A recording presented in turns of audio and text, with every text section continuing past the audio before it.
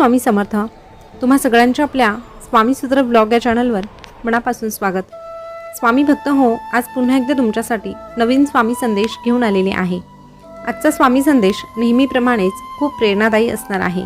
त्यामुळे स्वामी संदेश शेवटपर्यंत ऐका.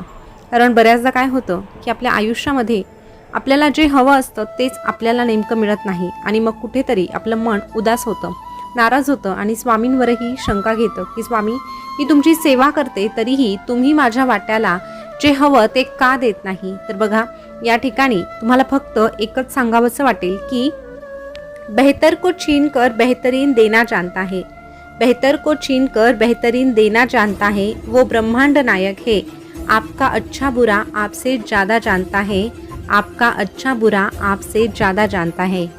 स्वामी भक्त हो, या ओळींप्रमाणे अगदी स्वामी महाराज आपल्या मनातलं ओळखतात, आपल्या भविष्यासाठी काय योग्य आहे ते देखील ओळखतात. म्हणून आपल्याला काही गोष्टी जर नाही मिळाल्या तर त्या ठिकाणी दुःख व्यक्त करत बसण्यापेक्षा आपल्याला जे काही मिळणार आहे किंवा स्वामींनी आपल्यासाठी जे काही नियोजन केलं आहे ते योग्यच असणार आहे, इतका जरी विश्वास ठेवून आपण पुढे चालत राहिलो तर निश्चितच आपल्याला जगण्यातला खरा आनंद प्राप्त होणार आहे.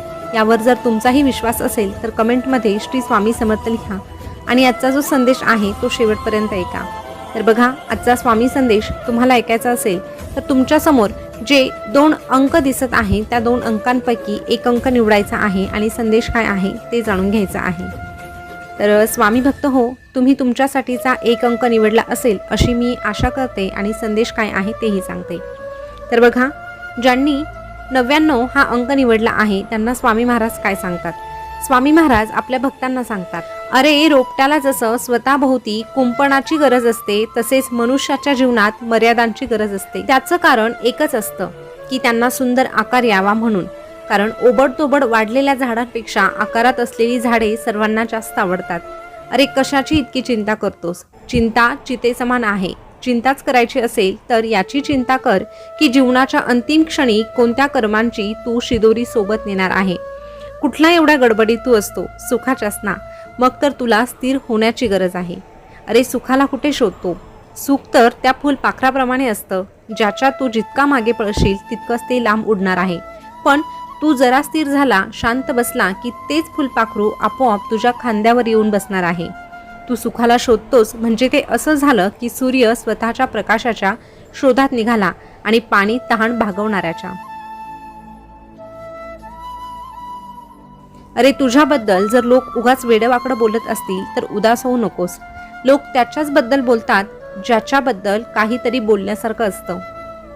गर्दीत सगळे लोक चांगलेच असतात असं नाही आणि सगळी गर्दी चांगल्याच लोकांची असते असंही नाही. म्हणून तेच घे जे तुझ्या हिताचं आहे.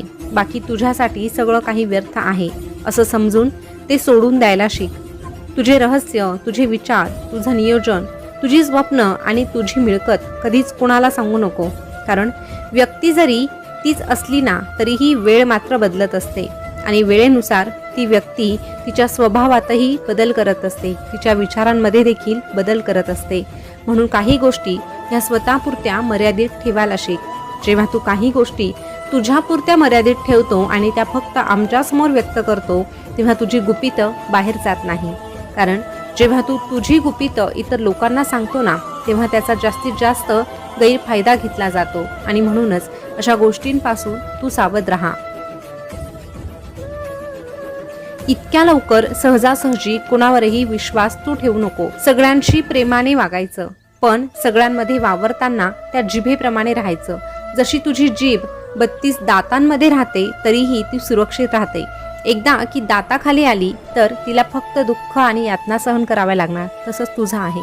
तुझ्या आजूबाजूला कितीही गोतावळा असला, कितीही लोक असली तरीही तुला त्यांच्यामध्ये अशाच पद्धतीने राहायचं आहे. एखाद्या व्यक्तीच्या मोहात तू अडकला किंवा एखाद्या व्यक्तीच्या भावनेच्या भरात तू वाहून गेला तर तुझं नुकसान हे निश्चित आहे. म्हणून तू फक्त इतरांशी प्रेमाने वागण्याचा प्रयत्न कर, पण आपलं सर्वस्व मात्र कुणालाही मानू नको.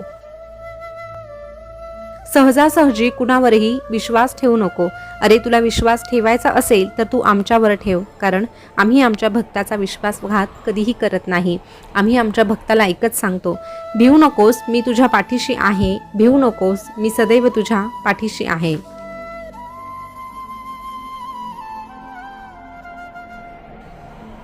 स्वामी भक्त हो, आता ज्यांनी पुढचा अंक म्हणजेच 55 हा अंक निवडला आहे त्यांना स्वामी महाराज काय सांगतात बघूया. स्वामी महाराज अशा भक्तांना सांगतात, अरे तू देखील आमचंच प्रतिरूप आहेस. फरक इतकाच आहे की आम्ही हे जाणतो आणि तू ते जाणत नाही. ही नियती तुझ्याकडून नेहमी काही ना काही हिरावून घेते, कारण त्याहीपेक्षा अनमोल तुला देण्यासाठी ही नियती तुझे हात रिकामे करत असते.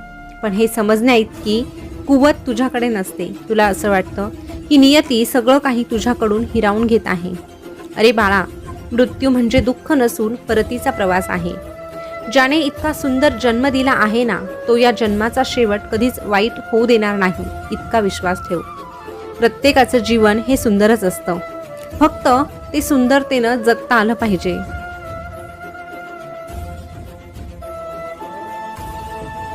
अरे तू पुढे बघत चालला ना तर तुझ्या पायाला काटे टोचणार आहे आणि खाली बघून चालला तर तुझी दिशा हरवणार आहे.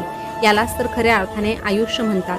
अशा भरकटलेल्या आयुष्याला योग्य वळण देण्याचं काम फक्त गुरु करत असतात. गाडीतून प्रवासाला जाताना ज्याप्रमाणे असंख्य गोष्टी तुला दिसतात आणि त्या तुझ्या जवळून अगदी पटकन मागे निघून जातात, तसंच तुझ्या मनातील विकारांकडे पहा आणि पाहता पाहता त्यांना तितक्याच पटकन मागे देखील सोडून द्यायला शिक.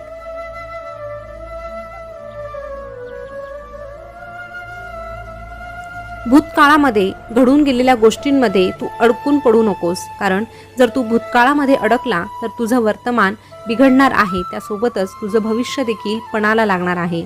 म्हणून झालं गेलं विसरून जा. जे काही झालं आहे त्यातून अनुभव घे आणि वर्तमानात जगायला शिक. वर्तमानात जगताना जेव्हा तू प्रामाणिकपणे जगण्याचा प्रयत्न करतो, कठोर मेहनत घेण्याची तयारी दर्शवतो आणि सोबत जेव्हा तू आमचं नाम ठेवतो, तेव्हा तुझ्या या आयुष्याला योग्य दिशा देण्याचं काम आम्ही करणार आहोत. जीवन म्हणजे झोपाळा आहे, जो जेवढा मागे जातो ना तेवढ्याच प्रमाणात पुढे देखील येत असतो. त्यामुळे जीवनामध्ये कधीही कुठल्याही प्रसंगाला घाबरू नको. दुःख जेवढी आली आहे ना तेवढीच सुख देखील येणार आहे, हे लक्षात घे.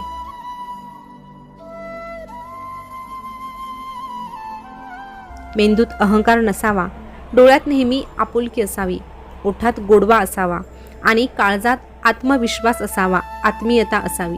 एवढ्या गोष्टी जरी तुझ्याजवळ असल्या ना तरीही एक चांगली व्यक्ती होण्यासाठी तुला कोणत्याही पदवीची गरज पडणार नाही. जीवनातील प्रत्येक परिस्थिती तात्पुरती असते. जेव्हा तुझ्या जीवनात चांगले दिवस असतील तेव्हा त्याचा पूर्ण आनंद घे, पण त्या सुखाचा, त्या आनंदाचा अहंकार कधीही स्वतःवर चढू देऊ नकोस. पण जर वाईट काळ चालू असेल तेव्हा मात्र तुझ्या मनाला सांग की हे दिवस फार काळ राहणार नाही. विश्वास ठेव, तुझे चांगले दिवस नक्कीच येणार आहे आणि तू त्या मार्गावरच चालत आहे. तू फक्त खचून जाऊ नकोस. आयुष्याच्या प्रवासात आमची साथ खूप मोलाची ठरेल. जिथे सर्व माघार घेतील तिथे फक्त आमची शक्ती तुझ्या पाठीशी खंबीरपणे उभे राहील. अरे ज्याला आमचा हात धरून चालणं कळालं ना तो कधीच एकटा पडत नाही. उलट अशा भक्ताला आम्ही सदैव सांगतो, भिवू नकोस, मी तुझ्या पाठीशी आहे. भिवू नकोस, मी सदैव तुझ्या पाठीशी आहे.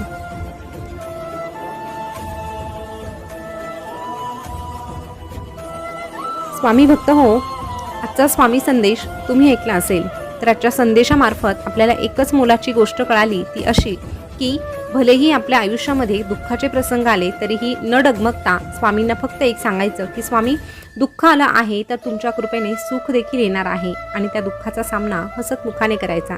बघा, जीवनाच्या प्रत्येक टप्प्यावर जर स्वामी महाराज आपल्या सोबतीला आहे तर घाबरण्याची कुठलीही गरज नाही. स्वामी भक्त हो, संदेश कसा वाटला हे कमेंटमध्ये नक्कीच कळवा. अशाच प्रकारचे नवीन स्वामी संदेश तुम्हाला ऐकायला आवडत असेल तर आपल्या स्वामीसूत्र ब्लॉग या चॅनलला सबस्क्राईब करा. शेजारचं बेल बटन प्रेस करून ठेवा, जेणेकरून नवीन आलेला स्वामी संदेश सगळ्यात अगोदर तुमच्यापर्यंत पोहोचेल. पुन्हा भेटूया नवीन स्वामी संदेश घेऊन. तोपर्यंत स्वस्थ राहा, मस्त राहा आणि आपले स्वामी संदेश ऐकत राहा. धन्यवाद.